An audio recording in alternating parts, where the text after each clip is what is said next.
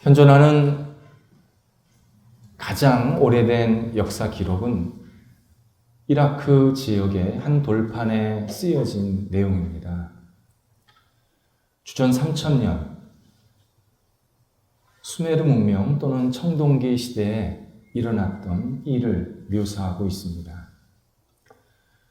얼굴에 투구를 쓰고 손에는 긴 창을 들고 가까이 붙어서 서로 치열하게 싸우는 장면을 쓰고 있습니다. 아직까지 발견되지 않은 역사 기록들이 있겠지만 지금까지 기록된 역사 중에서 최초가 전쟁이라는 사실 굉장히 의미가 깊습니다. 인류의 역사는 전쟁의 역사입니다. 성경에도 수많은 크고 작은 전쟁이 나옵니다. 많은 경우 정당한 전쟁이 아니라 부당한 전쟁임을 설명하고 계십니다. 우리가 이 땅에 조금 머리가 철들기 전부터 우리도 끊임없이 사람들과 전쟁을 합니다. 싸웁니다. 가정에서 싸우고, 부부가 싸우고, 형제가 싸우고, 이웃과 싸우고, 끝이 없습니다. 일반 사회에서도 마찬가지였습니다. 그리스가 문명의 절정기에 있을 때 갑자기 몰락했습니다. 그 이유는 스파르타와의 27년간의 전쟁 때문이었습니다. 로마 제국은 전쟁이 생활수단이었고 통치 방법이었습니다. 로마는 전쟁 국가입니다. 우리 군대에서 군단, 사단, 연대라는 조직을 구분하고 있는데 이것이 바로 로마 군대에서 차용한 그러한 내용들입니다. 중세에 들어서면 국가라는 개념이 생기기도 전에 각 민족이 서로 치열하게 싸워서 땅을 차지하던 때였습니다. 얼마나 잔인하게 싸웠으면 야만족이라는 단어가 처음 나오기 시작합니다. 근대에 들어오면 독일은 1618년부터 30년간을 전쟁합니다. 20세기 전에 역사에서 가장 잔혹한 싸움이었다고 평가받습니다. 독일어를 사용하는 사람 700만 명 이상이 죽습니다. 제1차 대전은 2천만 명이 죽었고 제2차 대전은 6천만 명이 희생을 당했습니다. 걸프전이 있었던 지난 90년, 91년 세계는 150차례의 전쟁을 치렀고 코로나가 한창이던 지난 2019년에도 국지전만 10차례가 넘게 있었습니다. 평화조약, 국가 간 협약 계속 생기지만 종이에 잉크가 마르기 전에 다시 전쟁은 시작됩니다. 성경은 인간에게의 전쟁은 크게 두 가지가 그 원인이라고 말씀합니다.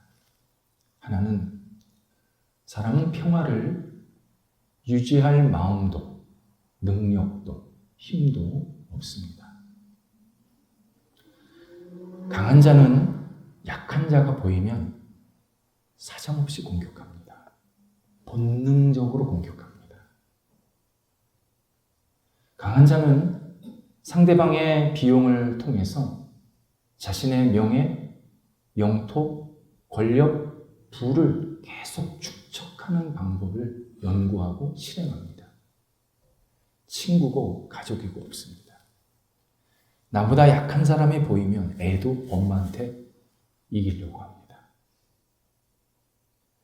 강한 자는 계속 약한 자를 공격해서 자기 이득을 취합니다. 이것을 구약 성경의 이사야 선지자가 아주 명확하게 예언해 주었습니다. 이사야 57장 20절에서 악인은 더러운 것을 솟구쳐내는 요동치는 바다와 같다. 이렇게 말씀합니다. 여기서 악인이 불량배, 힘이 가득 채워진 폭력배를 말합니다.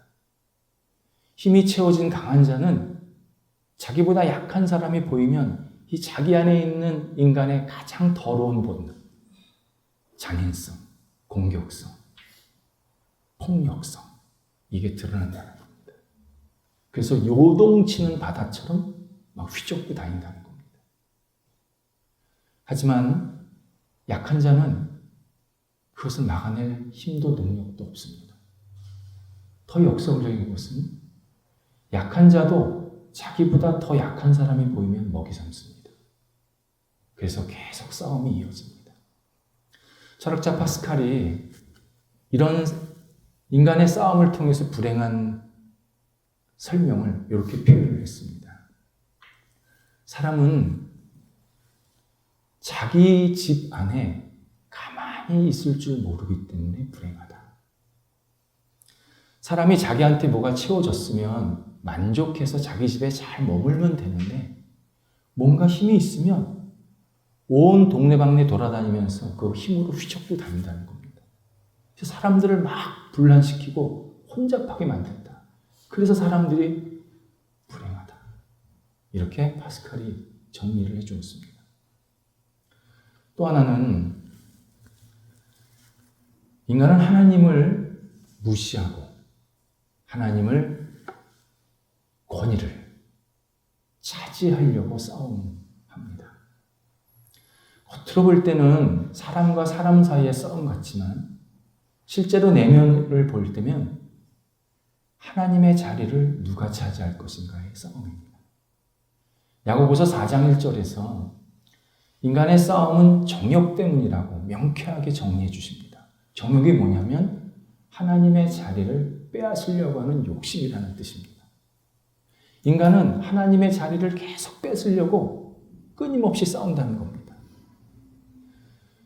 사람과 사람 사이에서 싸우는 게 처음에는 그 두 사람이 누가 더 힘이 센가 그것을 확인하는 것처럼 보이지만 시간이 지나면 이긴 사람은 이제 나는 하나님 자리를 대신 차지하면 되겠다.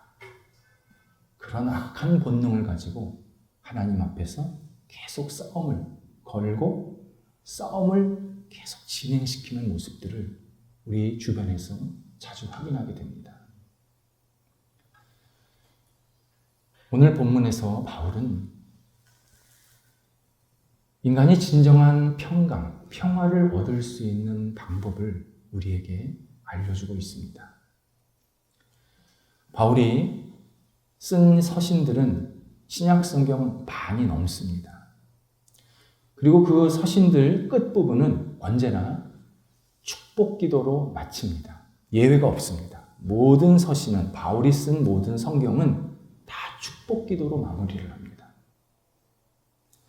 그런데 로마서에서는 그 축복 기도가 한 번이 나오는 게 아니라 여러 번이 나옵니다.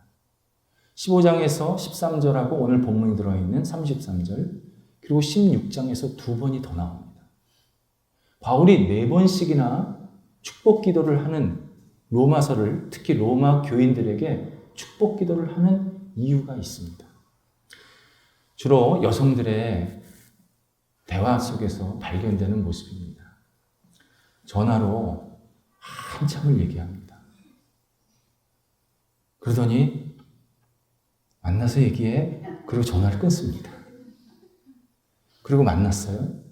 또 한참을 얘기합니다. 시간이 이렇게 됐네? 다음에 만나자. 그리고 일어났습니다. 일어났는데 또 다른 주제의 이야기가 시작됩니다. 일어서서 30분. 약속 시간을 맞춰 어디 가려고 하면 최소한 30분 전에는 일어나야 떠날 수가 있습니다. 이렇게 하는 것은 서로 마음이 잘 맞고 하고 싶은 얘기가 많다는 겁니다. 그래서 여성들이 대화를 많이 한다는 건 사실 굉장히 건강한 것이고 자기 마음에 맞는 사람이 있다는 뜻입니다. 바울이 이런 마음으로 축복하는 겁니다. 바울은 로마 교인들을 너무 사랑했습니다. 너무 그리웠고 너무 보고 싶어 했습니다. 그래서 한 번으로 축복하는 게 아니라 축복했는데 좀 있다가 또 한 번 축복하고 나중에 또 축복하고 마지막에 또 축복하고 계속 축복하면서 로마 교인들이 신앙적으로나 세상적으로나 하나님 안에서 잘 생활하기를 간절히 원했습니다. 우리를 향한 하나님의 마음이 바로 이렇습니다. 하나님은 우리 모두에게 축복, 또 복을 주기를 원하십니다. 하나님은 한 번 복 딱 주고 됐어, 그걸로 끝이야? 절대 그러지 않으십니다. 한 번 주시면 두 번 주시려고 그러고 세 번 주시려고 그러고 끝도 없이 계속 우리한테 복을 주시려고 합니다. 하나님은 복에 담이 없는 분입니다. 핵심은 내가 복받을 준비가 되어 있는가? 내 영혼의 그릇이 복받을 그릇인가? 이걸 먼저 점검해야 합니다. 내가 준비되지 않으면 하나님께서 나한테 복을 주시기도 쉽지 않을 뿐만 아니라 복을 주셔도 내가 그것을 복으로 여길 수가 없습니다. 그래서 하나님이 나를 잘 알기 때문에 계속 이렇게 멈추실 때가 계십니다. 하나님께서 우리한테 복 주실 때 준비가 됐다라는 말은 어려운 게 아닙니다. 내게 주신 복을 어떻게 사용할 건가 빨리 결정하고 실제로 그렇게 행동해야 합니다. 어떤 분은요, 하나님이 저한테 복 주시면요, 그때 좀 생각해 볼게요. 어떻게 쓸지, 어떻게 활용할지. 그래서 하나님 복 주실 수가 없어요. 그 사람에게 주시면 그 복이 독이 돼요. 먼저 나한테 주신 복을 지금 실제로 하나님을 위해서 어떻게 쓰는지를 실행해야 합니다. 그게 준비된 그릇입니다. 그러면 하나를 받았을 때도 그렇게 쓰면 10개를 받아도 똑같이 쓸 수 있습니다. 100개를 받아도 똑같이 쓸 수 있습니다. 그래서 진짜 복이 되는 겁니다. 하나님은 계속 복 주기를 원하시고 우리는 그런 복 받을 그릇, 준비가 계속 되어 있어야 합니다. 이것이 성경에서 계속 말씀하시는 내용입니다. 바울이 33절에서 로마 교인들에게 축복 기도를 할 때 다른 축복 기도보다 더 위대한 내용이 담겨 있습니다.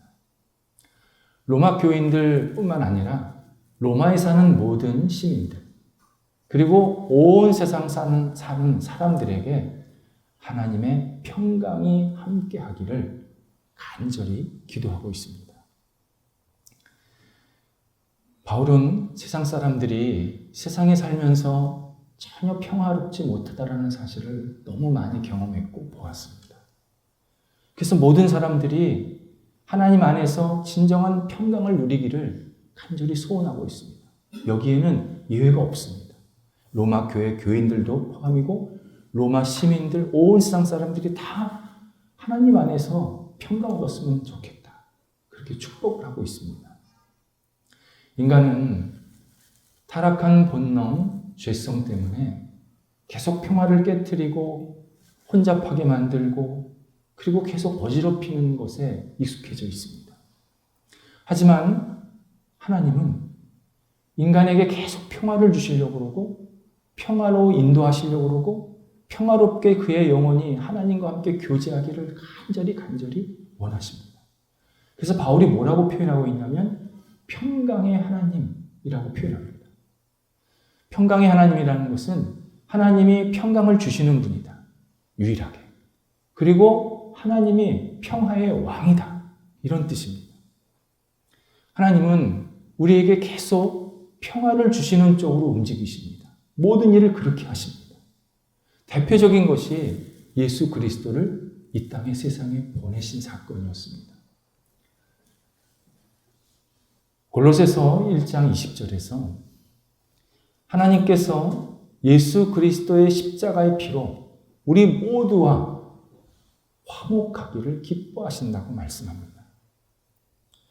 우리가 예수 그리스도를 믿고 따르면 예수님을 믿었다라는 이유 하나만으로 하나님은 우리와 화평의 관계를 맺으시고 그리고 우리를 하나님의 자녀로 삼아주십니다. 다른 이유가 없습니다. 예수님 믿었다라는 이유 하나로 하나님과 내가 화평의 관계를 맺게 됩니다. 그러면 내가 화평의 관계가 생기면 하나님과 화평의 힘이 생깁니다. 평화의 힘이 생깁니다. 그래서 내 주변 사람들 한 사람 두 사람씩 평화의 관계를 맺게 됩니다. 이것이 세상에 평화가 올 수 있는 유일한 길입니다. 하나님이 빠지면 예수 그리스도가 없으면 세상에 평화가 올 수가 없습니다. 내가 예수를 믿어야, 내가 하나님을 의지해야 하나님께서 나한테 평화의 힘을 주셔서 내가 옆 사람과 평화할 수 있게 만들어 주시는 겁니다. 그래서 세상은 예수 그리스도 없이 결코 평화가 없다. 이 사실을 분명히 우리에게 알려주고 계십니다. 이 말씀은 내가 지금 옆 사람과 불화하고 있다. 옆 사람과 뭔가 문제가 있다. 이것은 하나님과 나와의 관계가 문제가 있다는 겁니다. 내가 지금 하나님 앞에서 뭔가 숨기고 있는 게 있는 겁니다. 하나님을 제대로 바라보지 못하고 있는 겁니다. 하나님 앞에서 내가 온전치 못한 모습이 지금 있는 겁니다. 그래서 내 옆 사람과 문제가 생기면 또는 가족 안에서 어떤 어려움이 생기면 그 사람을 쳐다볼 게 아니라 먼저 신앙인은 하나님을 바라봐야 합니다. 하나님, 내가 하나님 앞에서 어떻게 서야 합니까? 내가 하나님 앞에 가려진 게 무엇입니까? 하나님과 다시 관계가 회복이 돼야 내 옆 사람과 평화가 다시 이루어질 수 있습니다. 결국 바울이 모든 사람들에게 하나님의 평강이 임하기를 원한다라는 이 말은 모든 사람이 예수를 믿고 구원받았으면 좋겠다라는 말과 똑같은 겁니다. 바울은 단순히 옆 사람과 친하게 지냈어요? 이 말한 거 아닙니다. 우리 모두는 다 예수님을 믿고 하나님과 평화하고 온 세상 사람들과 평화하는 그런 삶을 살아야 한다. 간절한 마음으로 축복 기도하고 있습니다. 그러면서 30절에서 로마 교회 교인들에게 나를 위해서도 좀 기도 좀 해달라 요청을 하고 있습니다. 그런데 그냥 기도해달라고 말하지를 않고 구원자이신 예수 그리스도 그리고 사랑이신 성령님을 의지해서 기도해달라고 요청합니다.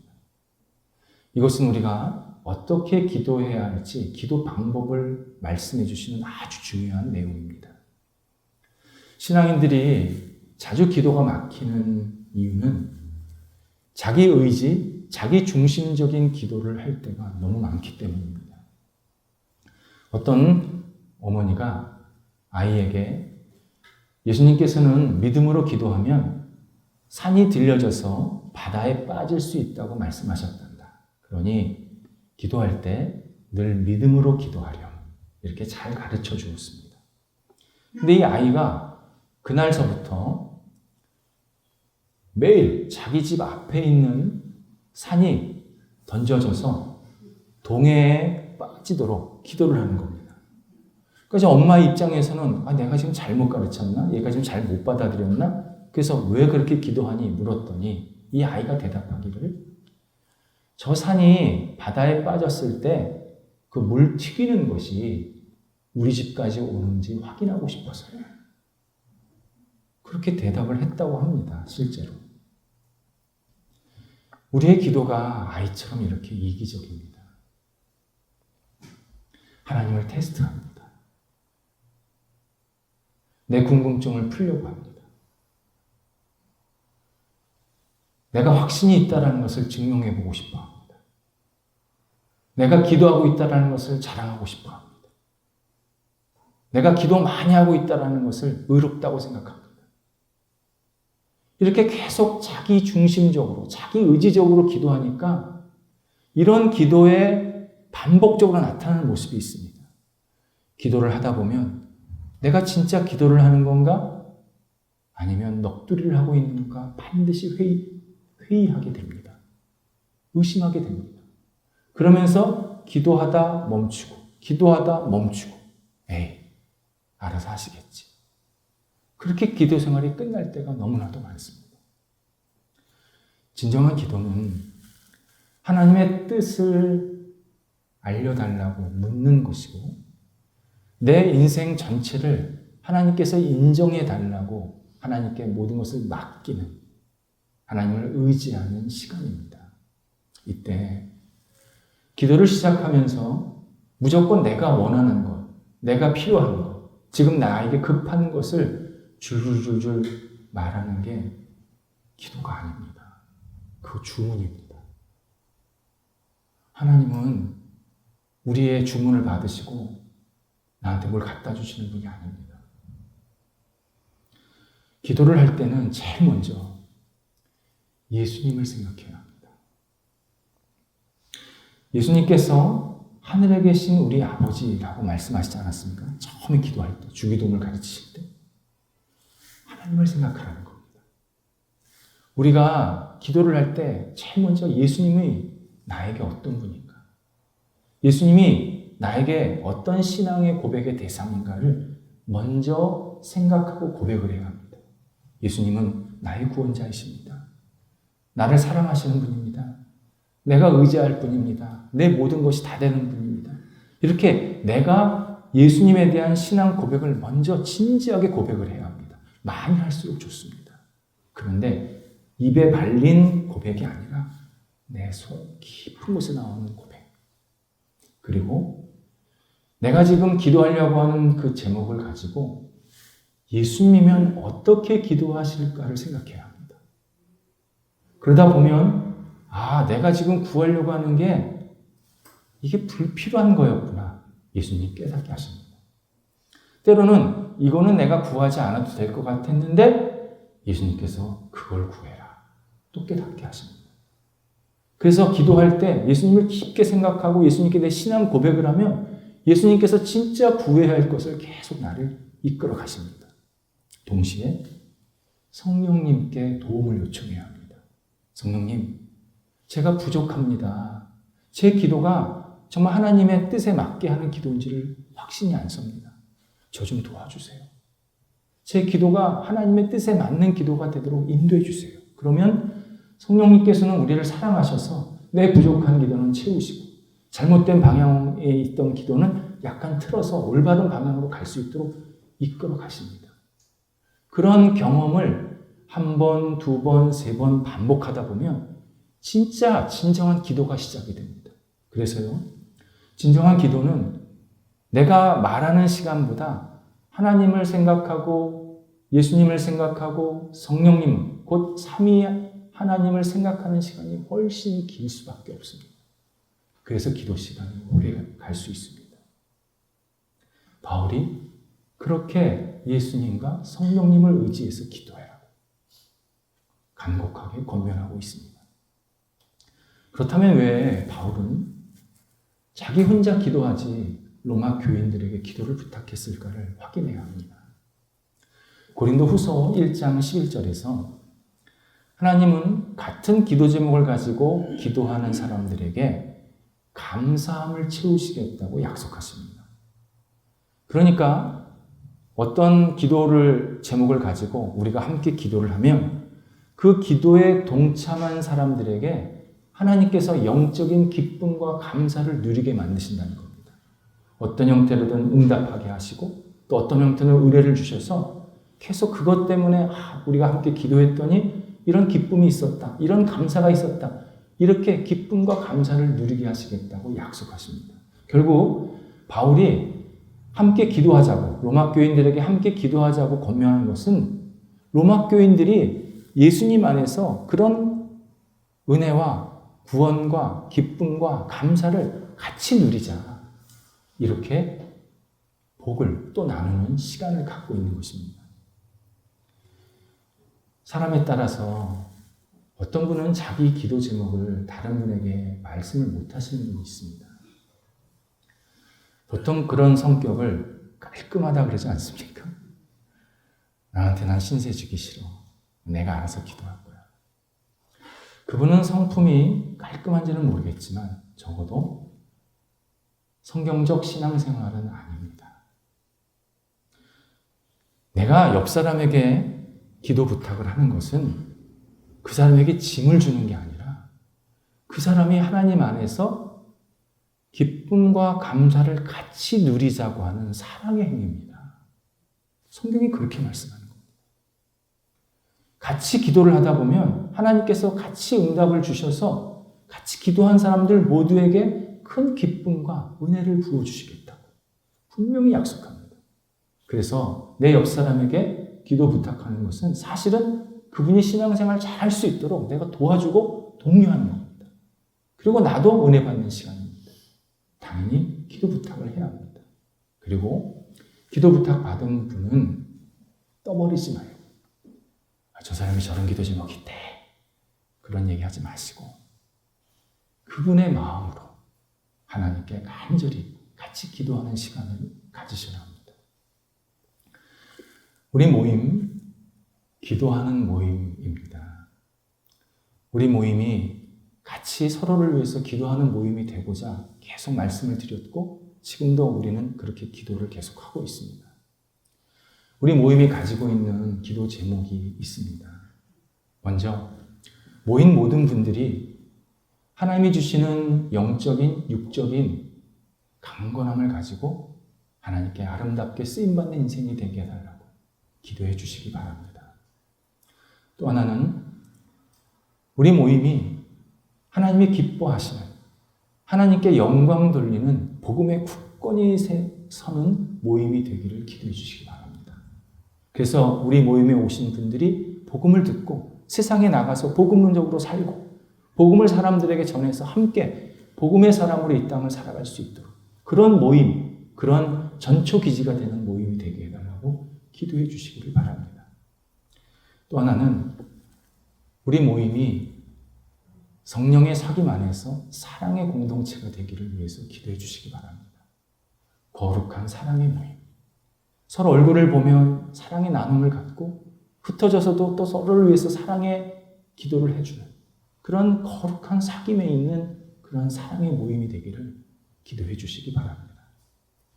또 하나가 우리 모임이 계속 잘 예배드릴 수 있도록 그리고 성경 말씀도 같이 나누고 같이 기도할 수 있는 그러한 시간과 공간이 있도록 하나님 뜻 안에서 안정된 예배 장소를 허락해 달라고 기도해 주시기 바랍니다. 함께 기도할 때에 하나님께서는 우리에게 큰 은혜, 기쁨을 누리게 만드신다. 분명히 약속하고 계십니다. 그러면서 바울이 31절에서 본인의 기도 제목을 로마 교인들에게 알려주고 있습니다. 두 가지였습니다. 하나는 나를 반대하는 유대인들에게서 하나님께서 선하게 지켜달라고 기도를 해주십시오. 요청을 합니다. 바울은 본인이 예루살렘에 가면 크게 핍박받을 것을 알았습니다. 예루살렘에 있는 유대인들이 자기를 향해서 변절자, 배신자, 이단자 이렇게 공격할 것을 미리 알았습니다. 이때 이런 핍박 속에서 복음을 전할 때 크게 방해가 되지 않도록 핍박은 받지만 복음은 잘 전할 수 있도록 그렇게 기도 요청을 하고 있습니다. 또 하나가 바울이 예루살렘 교회를 섬기러 간다고 하면서 그 섬길 때 예루살렘 교회 교인들이 잘 받아들이게 해달라고 기도 요청을 하고 있습니다. 지금 예루살렘 교회 교인들은 심한 경제적 압박을 받고 있습니다. 이 소식을 듣고 주변의 이방 신앙인들이 예루살렘 교회를 도와야 된다. 하나님 앞에 정성껏 헌금을 했습니다. 그리고 바울은 그 헌금을 가지고 예루살렘 교회를 가서 전달해 주면서 여러분은 혼자 아닙니다. 여러분을 위해서 같이 기도하는 우리 이방 형제들, 이방 그리스도인들이 같이 있습니다. 그분과 우리는 한 가족입니다. 이렇게 사랑의 중개자가 되는 동시에 사랑의 교제를 하려고 방문하는 겁니다.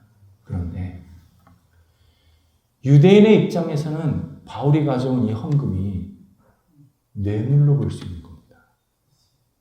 바울 좀 잘 봐주세요. 이방인들, 신앙인들 좀 받아들여 주세요. 이렇게 약간 불이한 그리고 선심성이 넘치는 물질로 유대인들이 또 예루살렘 교인들이 받아들일 수 있었던 겁니다. 이에 바울이 이런 불필요한 오해는 멈추고 예루살렘 교인들이 순수하게 하나님의 사랑을 잘 받아들이게 해달라고 기도를 요청하고 있는 겁니다. 이런 거 보면요, 남 도와주는 것도 쉽지 않아요. 도움 받는 것도 쉽지 않아요. 이 도움을 받는 사람에게 문제는요, 자존심이에요. 이 자존심이 하나님의 뜻을 가릴 때가 있어요. 하나님은 어떤 루트를 통해서, 과정을 통해서 나를 도와주시려고 누군가 다가왔는데 나는 내 자존심이 상해서 거부해요. 그게 하나님의 뜻이 아닌데, 사실 받아들이는 게 하나님의 뜻인데. 도와주는 사람도 마찬가지입니다. 어떤 사람은 정말 사랑하는 마음으로 도와주는 사람이 있는가 하면 어떤 사람은 이중적인 마음, 잘못된 의도를 가지고 도와줄 사람도 있습니다. 내가 저 사람 도와줬어. 내가 이만큼 했어. 막 떠벌리는 사람이 있어요. 그래서요, 신앙인은 도와줄 때도 그렇고 도움 받을 때도 그렇고 기도하면서 잘 분별해야 합니다. 그러니까 무조건 다 좋은 게 아니에요. 그러니까 바울 대신 그걸 고민하고 기도를 요청한 겁니다. 이건 분명히 하나님의 사랑인데 사람들은 이것을 오해해서 불의한 것으로 받아들일 수 있으니 잘 기도해서 이들이 받아들일 수 있게 달라고 그렇게 기도 요청을 하고 있습니다. 바울이 기도 요청을 했을 때 로마 교회 교인들이 간절하게 기도를 해줬습니다. 어떻게 할까요? 기도 응답이 성경에 나오거든요. 사도행전 21장에 두 가지의 기도 응답이 나옵니다. 하나는 바울이 그러니까 로마로 가기 전에 예루살렘에 들어갔을 때 유대인들에게 큰 핍박을 받습니다. 큰 소동이 일어납니다. 이때 로마 군인들이 바울을 보호해서 가이사랴까지 안전하게 이동시켜줍니다. 만약 예루살렘에서 붙잡혔으면 즉결 처형당했을 것입니다. 로마 군인은요, 유대인들보다 더 적대자입니다. 바울은 로마 황제는 신이 아닙니다. 구원자가 아닙니다. 그렇게 전하고 다녔어요. 예수님만 구원자입니다. 그렇게 전했단 말이죠. 그러면 로마 군인들은 바울을 처형해야 되는 거예요. 그런데 로마 군인들이 바울을 보호해 줍니다. 하나님의 응답 솜씨가 우리의 상상을 초월합니다. 그래서 우리가 그런 하나님의 응답을 기대하면서 늘 기도해야 한다는 뜻입니다. 또 하나 응답받은 게 21장 20절에 나옵니다. 예루살렘 교회 지도자들이 바울을 향해서 형제여 부릅니다. 그리고 같이 하나님께 영광을 돌리는 예배를 드립니다. 더 이상 바울은 변절자, 배신자가 아니었습니다. 하나님 안에서 한 형제였습니다. 그동안 쌓여 있었던 정말 캐캐 묵었던 갈등과 반목이 한순간에 없어지는 감동적인 순간이었습니다. 기도는 반드시 응답받습니다. 이 사실을 분명히 믿고 기도할 수밖에 없습니다. 물론 우리가 기도한 방식대로, 기도한 시간대로 응답받지 못할 때도 많습니다. 그런데 하나님은 우리보다 우리를 더 사랑하시고 더 잘하시기 때문에 가장 최선의 것으로 언제나 응답해 주십니다. 그래서 우리는 기도는 응답받는다 확신 갖고 기도하다 보면 어느 순간에 내가 기도 응답을 받고 있구나, 또는 받았구나, 또는 받겠구나, 이러한 확신 속에서 계속 하나님의 은혜를 체험하게 만드십니다. 그리고 그때 나는 그 응답에 그냥 순종만 하면 됩니다. 아, 나를 잘 아셔서 이렇게 하신 거지. 우리가 기도할 때 10년 있다가 응답받을 수도 있습니다. 우리 다음 세대, 자녀 세대 때도 응답받을 수 있습니다. 또 오늘 아침에 기도했는데 오후에 응답받을 수도 있고 내일 응답받을 수도 있습니다. 어느 것도 하나님께서 가장 적절한 것을 우리에게 응답해 주신 것입니다. 이것을 믿고 하나님께 기도하는 것, 이게 중요합니다. 그래서 기도는 반드시 필요합니다. 기도는 그리스도인에게 선택이 아닙니다. 저는 더 성숙하면 기도할게요. 아니요. 기도부터 하셔야 합니다. 부족하면 부족한 대로 기도하셔야 합니다. 기도는 우리의 영혼을 살립니다. 우리가 신앙생활을 할 때 하나님의 말씀은 생명의 양식, 진리의 양식입니다.